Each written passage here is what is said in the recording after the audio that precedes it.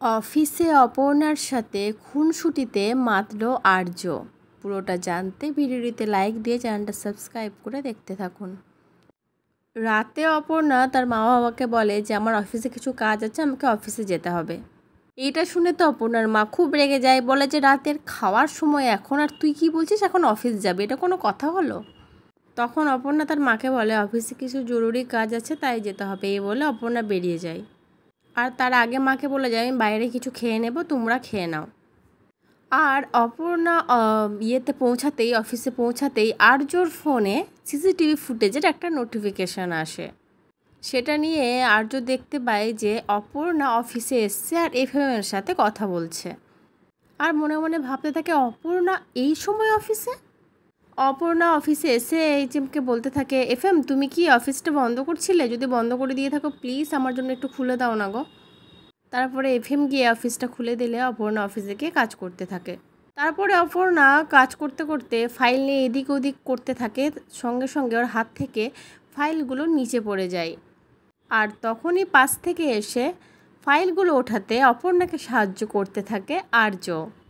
তারপরে আর্যকে দেখে অপর্ণা বলতে থাকে, আরে ফাইলগুলো তো আমার জন্য পড়েছে, আমি তুলে নিতে পারবো, আপনি ছেড়ে দিন, এটা আপনার কাজ নয়।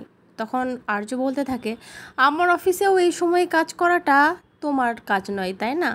অপর্ণা তখন বলে, কথা দিয়েছি যে 7 দিনের মধ্যে নিজেকে প্রমাণ করব, আর তার জন্য শুধু অফিস আওয়ারে কাজ করলে হবে না, আমাকে এক্সট্রা কাজ করতে হবে।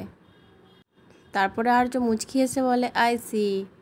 এই বলে আর্য অপর্ণাকে সাহায্য করতে থাকে। অপর্ণা তখন বলে, আরে ছেড়ে দিন না, আমি করে নিচ্ছি। আর এইভাবে দুজন মিলে একসাথে কাজ করতে করতে মাথায় গোত্তা লেগে যাবে, তখন বুঝতে থাকবেন মজা। আর তখনই অপর্ণার সাথে আর্যর মাথার একটা গুঁতো লাগে। আর্য মুচকি এসে অপর্ণার মাথায় আর একটা ঠোকা দেয়। অপর্ণা তখন বলে, আপনি এত বড় মানুষ হয়েও ছেলে মানুষের মতো কাজ করছেন। আর্য তখন বলে, ও আমি বড়, আমি করলে ছেলে মানুষই, আর ছোটরা যখন করে তখন সেটাকে কি বলবে? অপর্ণা তখন বলে, আমরা কেউই ছেলে মানুষ নই। এই বলে ফাইলগুলো নিয়ে উঠে দাঁড়াই। তারপরে আর্য বলে, আমার তোমাকে কিছু দেওয়ার আছে। অপর্ণা বলে, আমার তো কিছু নেওয়ার নেই আপনার কাছ থেকে। তারপরেই আর্য অপর্ণার ওড়নাটা ধরে নেয়। এবার অপর্ণা সেটা বুঝতে পেরে যায়, পিছনের দিকে তাকায়, তখন দেখে আর্য সেই দুটো চুড়ি যেটা অপর্ণার হাত থেকে মন্দিরে খুলে গেছিল সেটা দেখায় অপর্ণাকে। অপর্ণা তখন সবটা বুঝতে পারে। তারপর আর্য বলে, কী ব্যাপার, মন্দিরে দেখা হলো, কথা বললে না? তখন অপর্ণা কিছু বলে না। যেই অপর্ণা চুড়ি দুটো নিতে যায় আর্যর হাত থেকে, তখনই আর্য তাকে আরও কাছে টেনে নেয়। এরপরে আর্য অপর্ণার দিকে এমনভাবে তাকিয়ে থাকে, উফ, সিনটা সত্যিই দেখার মতো। এরপরে তাদের মধ্যে খুনসুটি চলতে থাকে। এরপরে অফিসে হঠাৎ আলো জ্বলে ওঠে, ওরা দুজনেই পুরো আশ্চর্য হয়ে যায়। এবার তখন দরজা খুলে আসে, সেখানে কিঙ্করকে দেখে দুজনেই দূরে সরে দাঁড়ায়। কিঙ্কর ভিতরে এসে বলে, I am sorry Arya, I am sorry Aparna, আমার কিছু করার ছিল না, আমাকে বাধ্য হয়ে এখন এখানে আসতে হলো। আর্য তখন বলে, তুই আমাকে ফোন করে নিতে পারতিস। কিঙ্কর তখন বলে, তোকে ফোন করেছিলাম, বাট তোর ফোন লাগছিল না। এবার অনেকেই হয়তো ট্রাই করেছিল তোকে, বাট তোর ফোন লাগছিল না, তাই আমার এখানে আসাটা খুব জরুরি দরকার ছিল। তখন আর্য বলে, ঠিক আছে, কি বলার আছে বল।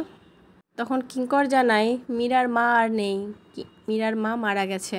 আর এই কথাটা শুনে আর্য অপর্ণা দুজনেই অবাক হয়ে দুজনের দিকে তাকিয়ে থাকে। তো পরবর্তী আপডেট নিয়ে তাড়াতাড়ি আসছি। আর পর্বটা কেমন লাগলো একটু কমেন্ট করে জানাবেন, সাথে থাকবেন, পাশে থাকবেন, সাবস্ক্রাইব করে দেবেন চ্যানেলটা। ধন্যবাদ।